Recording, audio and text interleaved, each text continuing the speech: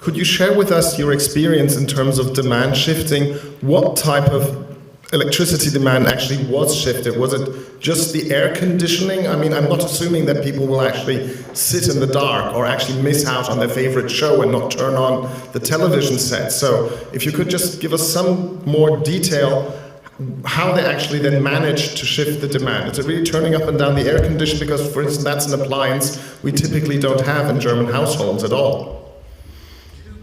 Two big sources of demand that we noted in Sacramento were air conditioning and were also pool pumps. Okay. Very inefficient. So what we saw was, to some extent, replacement with smart pool pumps that actually had a time of use programmed into them, and people starting to pre-cool their homes. That storage analogy that I used. And so those were two of the biggest. People did incorporate other types of use. They started to turn off more lights because they became more aware, because their in-home devices actually pointed it out to family members and gave them that cue response that you were talking about in a social mechanism to begin to behave with more efficiently within the family. Moving time at which people did washing. Although I think as we start to correct our rates to reflect the preponderance of solar that will show up in our system, we'll actually try to get people to do this remotely during the middle of the day. So how do you actually finance all this billion that you mentioned per year for feed-in, for encouraging green supplied electricity?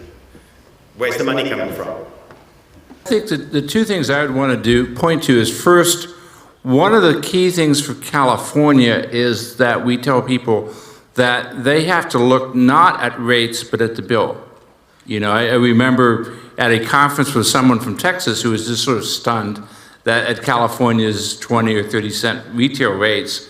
And as we were talking, we suddenly realized that because of his inefficient house, his inefficient air conditioner, he was spending over $1,000 a month on electric bills, while in California the average is much smaller than that. So one thing is really the basic message is your bill, not the rate.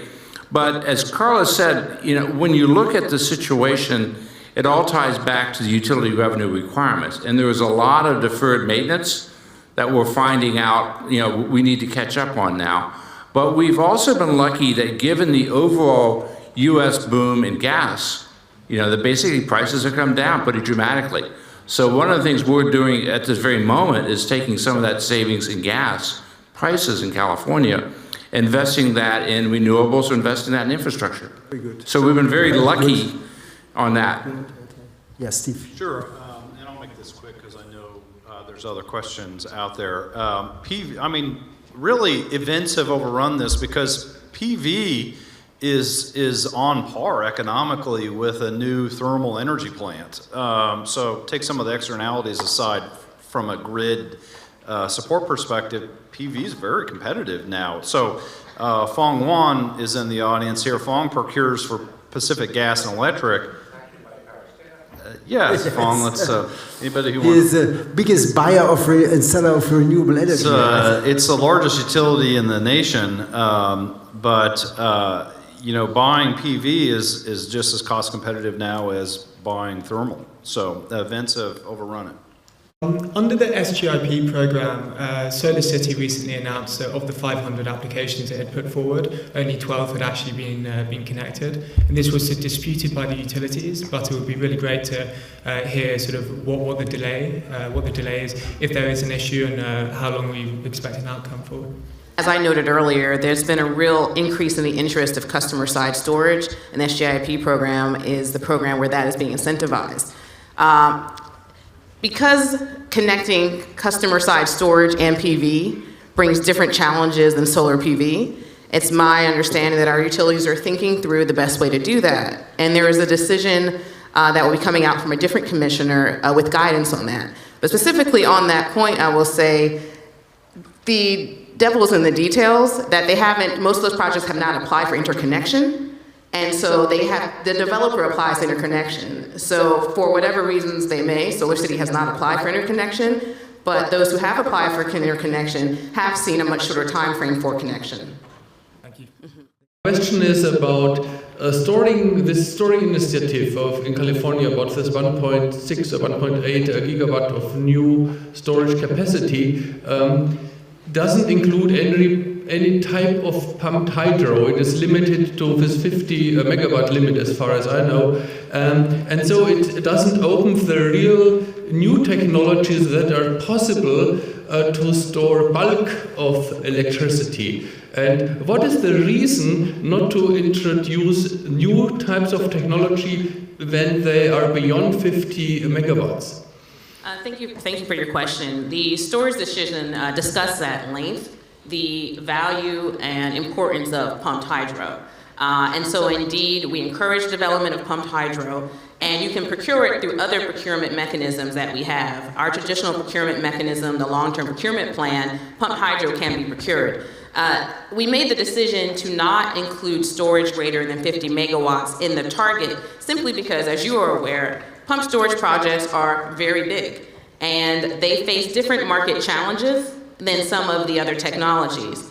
And so in an effort to make sure that we had technology diversity and provided some opportunity for procurement for storage technologies that have not been procured before, we have set a limit. But that by no means discourages the procurement of pumped storage. We had a really productive workshop on this issue earlier this year, and I think we're all looking at ways in which that procurement can happen. Today, we have procurement happening in California.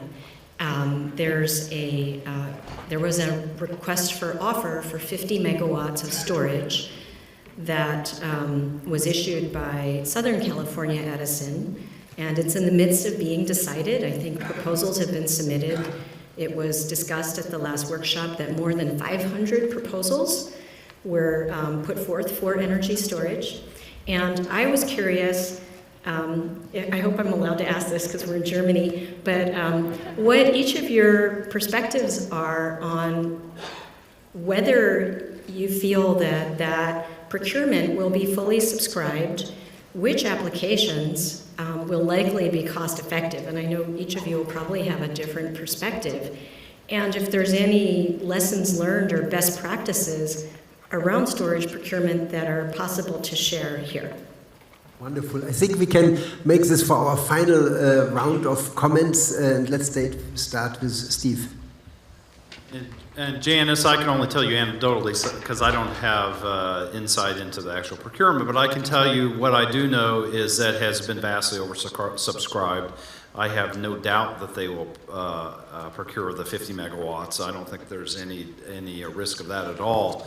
And what I also understand, it's very diverse and very creative. So I think that presents a lot of opportunities for us as well. So that's what I know. I don't know if anybody else wants to opine.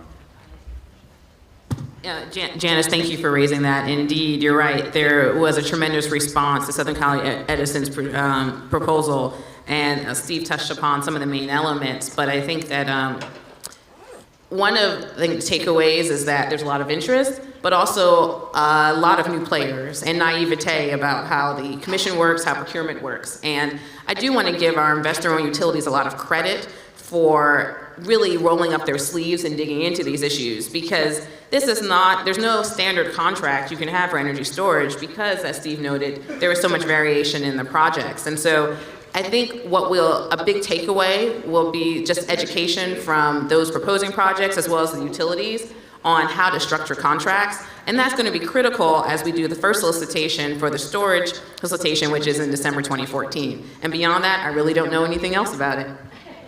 Bob? Yeah, I was going to say, I think the thing that I've always found really remarkable is every time we do an RFO of some sort, be it gas plants, renewables, be it now storage, that there's typically an oversubscription of 10 or 20 to 1.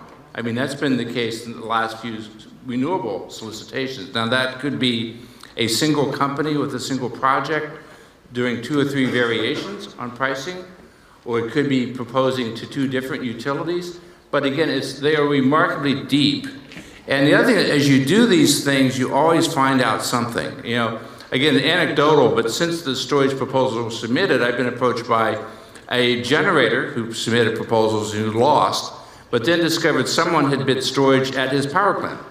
Now, exactly how they expect to use his power plant for a storage site is beyond him. And I also ran into military bases where people had bid storage on military bases. And again, they were not approached. Now, these are places which have armed guards at the front, minefields. Now, exactly how they thought they could use federal property for nothing is beyond me. So there is a question of making sure site control is very explicit criteria going forward.